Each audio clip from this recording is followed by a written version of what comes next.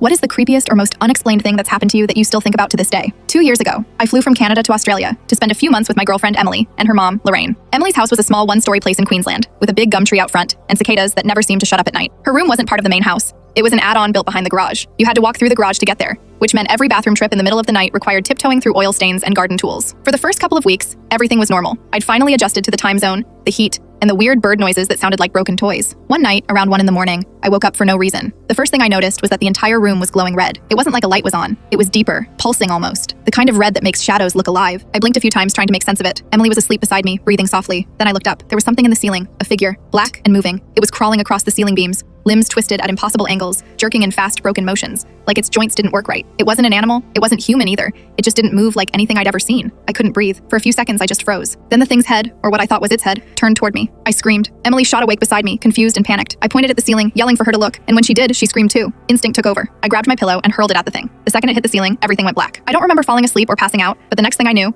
I was lying in the same spot, sunlight leaking in through the curtain cracks. My heart was pounding, but Emily was out cold beside me like nothing had happened. For a few minutes, I convinced myself it was just a nightmare. Jet lag maybe. Sleep paralysis. Something explainable. I got up to use the bathroom and stepped into the garage, which was silent except for the hum of the fridge. The air smelled like dust and motor oil. I reached for the garage door handle, trying to open it as quietly as possible. Lorraine had complained a few nights earlier about the noise. We'd been waking her up when we used the washroom late at night. The latch always made this sharp click sound that echoed down the hallway toward her room. I turned the handle slowly, the metal creaking under my palm, and the moment the latch clicked, Lorraine started screaming. Not shouting, not scolding, screaming, the kind that cuts through the air like something terrible just happened. My whole body went cold. I panicked, slammed the door shut, and bolted back through the garage. My heart was hammering in my ears. I climbed into bed beside Emily and shook her awake. "Your mom's screaming," I whispered. She blinked, groggy and confused. "What? Your mom? She's screaming." Emily jumped up, threw on her robe, and ran through the garage before I could say anything else. I sat there, staring at the red curtains swaying slightly in the breeze from the fan. Every sound made me jump. The creak of the house, the hum of the fridge, the faint tap of the rain outside. It must have been 20 minutes before she came back. When she opened the door, she looked pale, like she'd just seen a ghost. She sat on the edge of the bed and stared at me for a long time before saying anything. "Did you see the red light last night?" she asked quietly. I nodded. "Yeah, and something on the ceiling." Her eyes went wide. "You saw it too?" I told her everything.